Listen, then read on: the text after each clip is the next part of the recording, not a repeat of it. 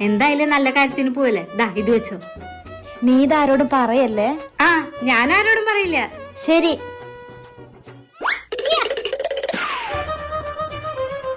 എടി രജനെ, വാടി. എന്താടി, എന്താ കാര്യം? നീ എന്താ പറയാറ്? എന്റെ ഭർത്താവിനേക്കാൾ സുന്ദരൻ നിന്റെ ഭർത്താവാ അല്ലേ?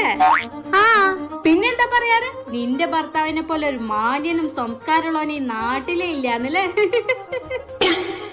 ആ, പിന്നെന്താ? വേറെ പെൺകുട്ടികളുടെ മുഖത്ത് നോക്കില്ല, എന്തൊക്കെയായിരുന്നു?